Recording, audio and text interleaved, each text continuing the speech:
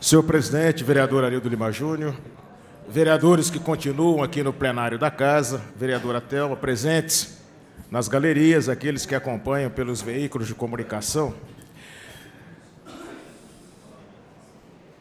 Hoje nós estamos vivendo momentos interessantes, vereador Moisés Rossi.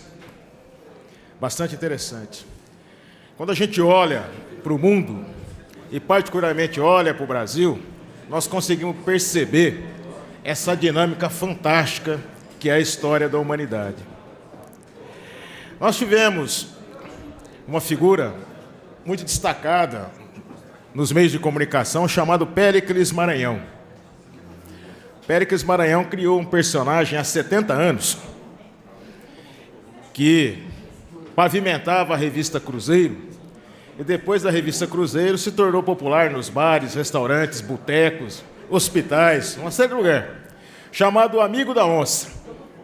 E hoje, quase 70 anos depois, um outro Maranhão aplica o abraço do Amigo da Onça no Cunha e no impeachment da presidente Dilma. E é interessante a gente observar as reações sobre essa situação no país inteiro, né? Independente daqueles que acham que tem que caçar, dos que acham que não tem, que o impeachment é válido e que o impeachment não é. Mas eu gostaria de dizer para a classe trabalhadora que nesse cenário, quem paga a conta com juros e correção monetária dos mais altos é a classe trabalhadora. E isso ficou evidente, vereadora Thelma, na fala do vereador Sakai, que tratou aqui da questão da saúde. Bom, eu vou sair dessa discussão mais geral para ir para duas discussões municipais, mas que, ao fim e ao cabo, também tratam de questões gerais. Então, num primeiro momento, eu gostaria que a TV Câmara me colocasse no ar a matéria referente ao lixão lá da Vila Industrial.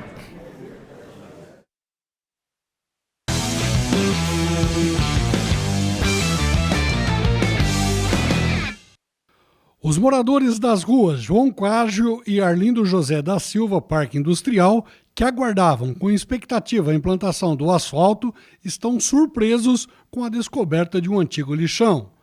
Matheus Versati revela que os principais serviços para a retirada do lixo já estão sendo realizados e que, em alguns pontos, além de demonstrar também preocupação com os imóveis dos vizinhos.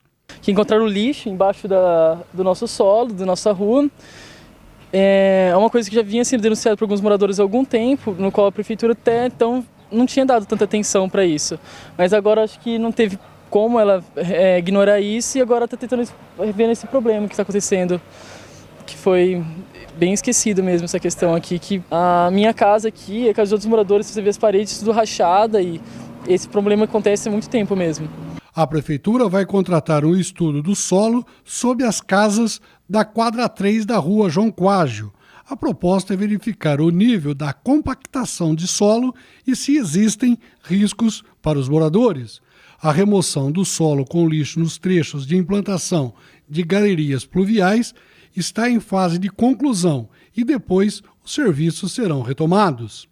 O recurso utilizado pelo município para a realização do pavimento asfáltico, cerca de R$2 milhões, é verba conquistada através de emenda na Lei de Diretrizes Orçamentárias de 2015.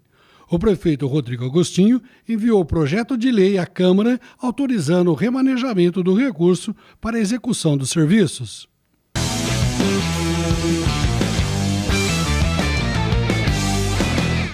Tratando desse assunto, porque o município tem que ter uma memória. E essas casas, elas foram construídas, casas recentemente, mas esse aterro, ele deve ter uns 40 anos, né? 45 anos. Agora, o município deveria saber que houve um lixão nessa área. Mesmo o solo estando compactado, deveria haver uma intervenção do município. Por isso que precisa ter uma memória do que ocorre na cidade, né? Em várias casas que passaram a ter problemas, talvez hoje as pessoas identifiquem ou identifiquem os problemas em razão das casas terem sido construídas em cima de um lixão. E construir em cima de lixão aqui em Bauru é um negócio meio comum, que o digam os moradores do Meridota, quando nós denunciamos a construção de casas no Meridota em cima de lixão. Mas, como a maioria das autoridades aqui em Bauru tem os ouvidos moucos, depois que a desgraça aparece é que se busca a solução para os problemas. O vereador Raul abordou essa questão da Coab, da dívida com uma empreiteira da Coab. Interessante a gente separar aqui as dívidas. Existem dívidas da Coab que são por conta da questão do fundo de garantia, do CVS, e essa dívida é dívida de construção. Uma coisa é uma coisa, outra coisa é outra coisa. Agora é importante a gente puxar um pouco pela memória e voltar lá em 1990. Foi em 1990 que o prefeito, o então prefeito Tidei de Lima, enviou a essa casa uma lei onde a prefeitura assumiria as dívidas dessa empresa, que é a Coab, uma empresa de economia mista.